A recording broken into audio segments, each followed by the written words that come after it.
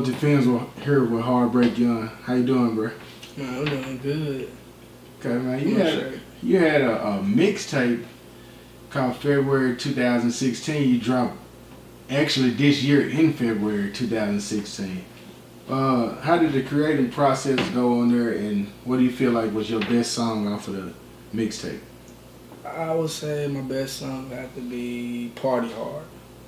Former artist of mine who signed to a label with me, both decided to collab. You know, we went down to Atlanta to an artist named Scoop Studio, and we just dropped a 3-piece set on a closed session with his engineer, B. Sterling.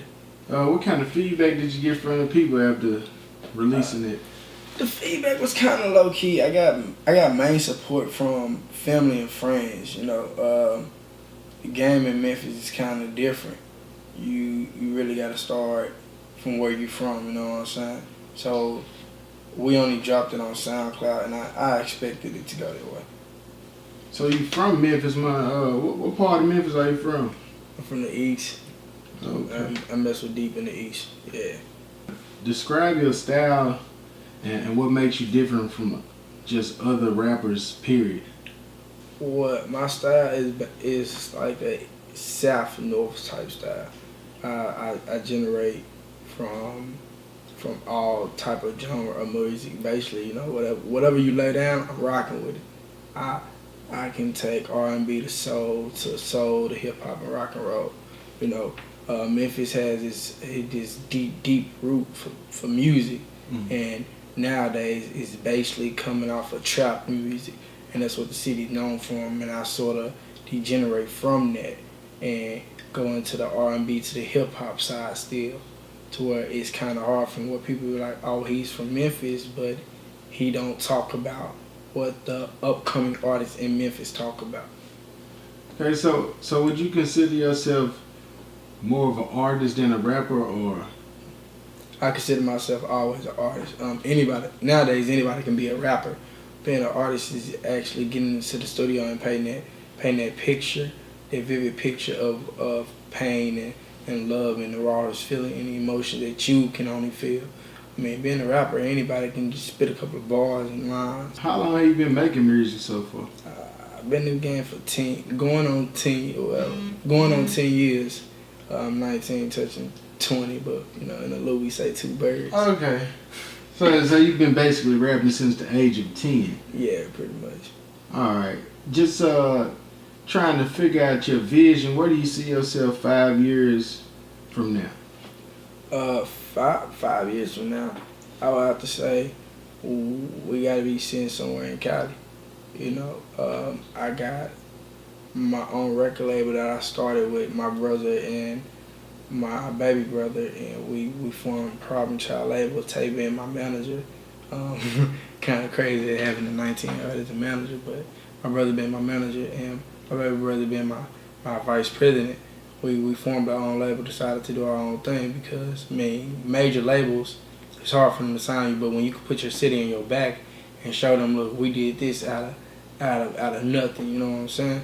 I feel like 10 years from now, we'll be the ones that Memphis will talk about. Gathering information on you, strolling through your IG.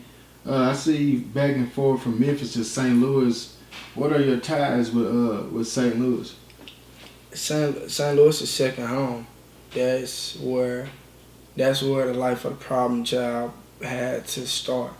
That's where we sat right down Santa Bella Drive and last saw my grandmother. That's where the kid, HeartBreakYoung, actually came from and originated from.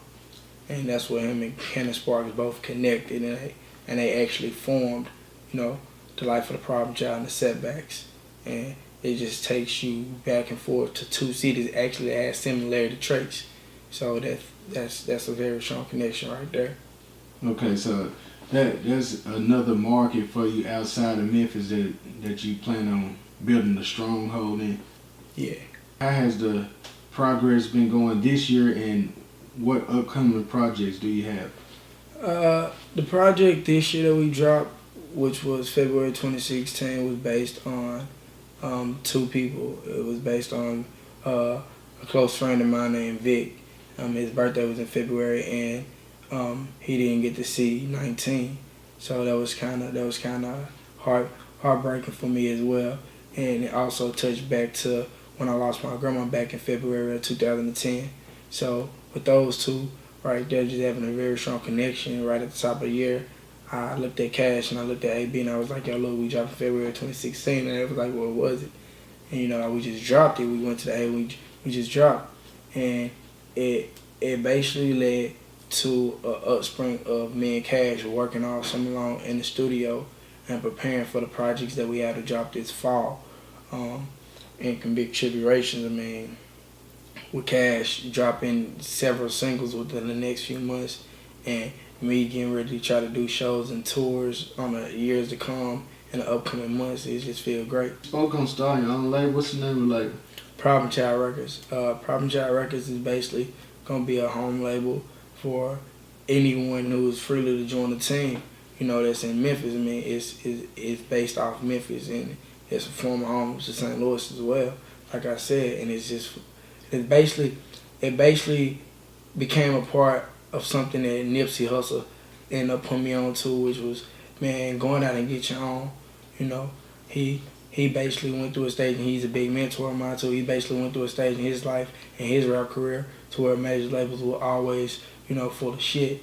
So he did All Money In, and when I saw that, I was like, yo, look, if this man can do All Money In and make this much dough, you know, and the industry mess with him like they mess with him, then I'm pretty sure us coming up in our generation, we can do the same.